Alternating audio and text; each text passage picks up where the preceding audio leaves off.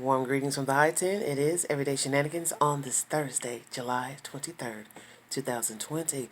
It's been a while since I've talked about movies and documentaries on here, and right now I do have a pick.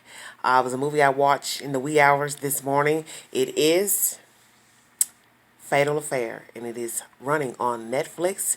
It is starring Nia Long and Omar Epps, two of my faves from back in the day. I've watched a lot of movies with these two fine actors, and they did a great job. I talked to my baby sister who lives up Midwest. She was saying some people didn't say they liked that movie too well. I said, well, it's, to each his own, but it was okay with me. I liked it, had a little thrill in it, so check it out. Fatal Affair running on Netflix, starring Nia Long and Omar Epps. It's a very interesting tale. I don't want to get into it because I have done that in my previous videos where I talk about a movie documentary, but this time I want to just leave it half and half because I don't. Those who haven't watched it, I want them to give me their feedback on the movie, and those of you who've already seen it to give me your feedback below in the comment section. But I'll start it off with a lady who bumps into an old college mate from school, and he's currently been hired at the law firm where she works. And they meet and greet, go for a drink. One thing leads to another. Wasn't a affair where it was actual, consummation. But I'll leave it there. And I also want to tie in something pertaining to this subject matter.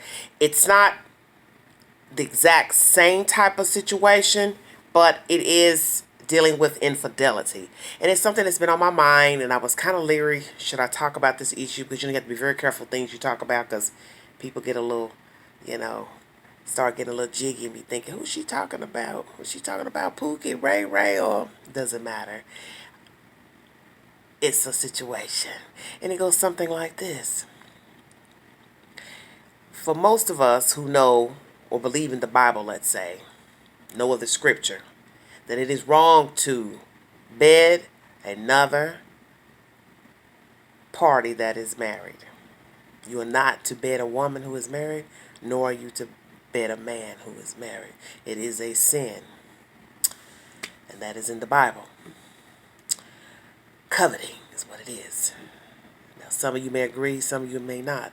Some of you may have partook in being a mistress or messed around the married woman. And so I bring this up because there was something that I was thinking about, a situation. And you know how sometimes you listen to people talk about conversations. Well, how could she do this, blah, blah, blah. Well, we are all tainted. We're all flawed. But one thing I thought about listening to an old story of a woman who had an affair with a man, ongoing affair for many years. And I don't know how many years, but I would go 20 plus and leave it at that because I don't have the exact number. But what I found baffling is the fact that the wife of the man, she allowed herself to stay married to him and knew that he was in public with the other woman. People talked, of course, whispered, which is soever. They went publicly in a certain place, a place where people could frequent to drink and dine. Well, not really dine, but let's just say have drinks, let's say. And so in my mind, I'm thinking, when does it get to the point where a woman would say, I'm going to stay with this man, although I know he's out here publicly, walking around with this woman, juke joint style, let's say, drinking and dancing and having fun, chilling with everybody, going to her home, whatever else he could be doing for her, because anybody with sense should know if a man is publicly walking around with the mistress, he's also providing funds for her, doing God knows what else, financial, because why wouldn't he? And what woman would date a man day for day, year for year, and not be getting some type of financial support from him? But I am confused at both sides, because the man is ongoing with the woman, the mistress, and won't leave his wife. Why not? The mistress is ongoing, day for day, year for year. Does she not give him an ultimatum? Hey, I'm tired of being the side piece. I want to be number one. I want to live in a house with you, wake up with you, eat with you, share a life with you. Although they were older and not probably wanting to have more children, but nonetheless, why stay on the sideline so long? And then you're walking around in public. So most could say she didn't have no shame. Did she have shame? She should have shame, but of course. No matter what he told her was wrong in the marriage, of course, she should feel shame, especially in a small town. So I try to weigh it all out. Why did the man stay? Why did the mistress stay on and not say, hey, I want out of this. I want more. I want to be the chosen one. And maybe she did. Who's to say? Because I don't know what she said and didn't say to him. But what about the wife? Why did she stay on in the marriage? Is it because the husband had a great job, they had a nice little home, cushy life, she didn't have to work, she was comfortable, she felt like, hey, I'm not going to give up my good thing if he ain't trying to file for divorce or kick me out. Why should I? Who's to say? I don't know, because I don't know her version either. But what I don't understand is how all these three people are bound together by the one common thread, which is the man, the husband, and neither bails out. The wife never leaves.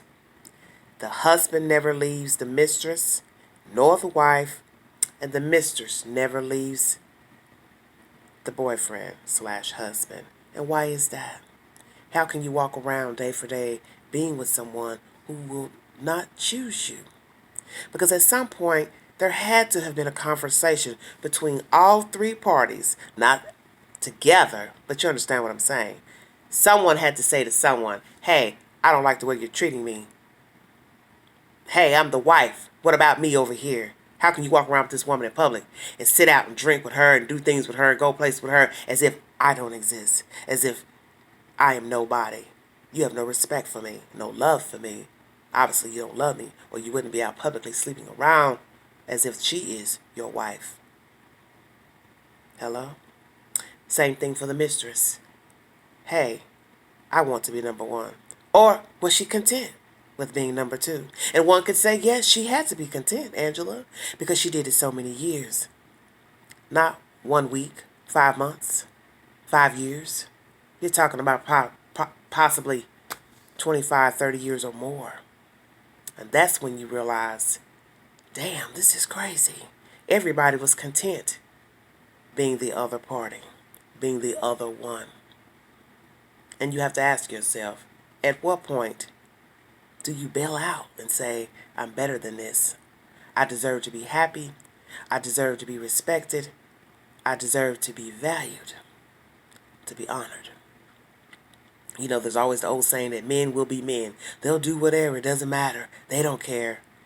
And I can't understand a man acting as if, oh, yeah, I'm miserable. I'm unhappy. Oh, I'll leave her. But then why don't you? Why do you need a woman to tell you, hey, you better leave her or else? Why can't you say to yourself, I'm unhappy with her, my wife. We no longer have anything in common. We don't value each other. We don't get along. Whatever the situation may be, I'm going to bow out because I'm not happy. And how about bowing out because it's the best thing to do for yourself, for your own value? Not because there's another party, not because some woman likes you, not because you're dating another woman outside of your marriage, but because you know it's the right thing to do to bow out. Same thing for the wife. He doesn't care for you. He doesn't respect you. And even if he treats you well behind closed doors, he's still not treating you well by cheating on you. Same thing for the mistress. He may treat you well, do nice things for you, give you money, take care of you, take you places, go places with you. Ooh, he has you out in public, he must feel something. But he didn't leave his wife. He never left his wife. And in fact, he died, having you as the mistress, still legally married. So, who won in the end? Something to think about. Something I've pondered about. And I pondered about any woman being a mistress. What do you gain from being the mistress? What do you gain by being the husband who won't leave? Or maybe the mistress tells you, hey, I don't want you to leave. I like it just the way it is. You do your thing. You stay married. We'll do each other. We'll meet up whenever, however. We'll be whatever. You see, it can go so many ways. But in the end, can you imagine being the other woman or possibly the other man? Something happens to that person you've been sleeping around with. They die. You can't even go to the funeral, pay your respects. Before that, they get sick. You can't even go to the hospital and visit them because you know damn well the spouse wouldn't dare let you in the hospital. And why would they? And they sure as hell wouldn't want you at the funeral. So now you have to mourn alone. That'd have to be a terrible place to be.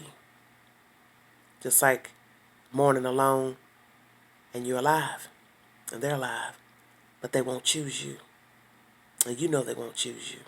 And maybe you decided that you don't really want to be chosen. You just want to ride the ride. We all grown folks. But I do wonder, how long is too long to be the mistress? Or, same thing for the man, the other man. How long is too long? And what are you truly gaining by being the side piece, the lover? What have you gained by being the other person? Just a thought, you guys. Please check out Fatal Affair on Netflix. I thoroughly enjoyed it. Some of you may like it, some of you may not. But still, check it out anyway. Tell me what you think about it. I think Nia Long did a great job. And Omar Epps, he was good. Them eyes was bulging out. I said, this fella is crazy in here. He's crazy. Look at his eyes. He played that part. Omar played that part. I had to give it to him. He played that part. And that's an interesting thing, too, to show you when you watch this movie. That sometimes people aren't mentally stable. And what they think is going on ain't going on. And you make a terrible mistake one night. And you can't take it back. You can't go back. And you can't apologize because the other person don't want to hear it. Because they want you. And they're going to do whatever they can to get you. By all means necessary. Tell me what you think, you guys. Fatal Affair, running on Netflix. And drop your comments below about this other said subject of being the mistress. And how long is too long to be the side piece, the other woman. Or man. Thanks for joining me. Like, share, subscribe, drop your comments below. And this is Everyday Shenanigans. I'm out. Bye-bye.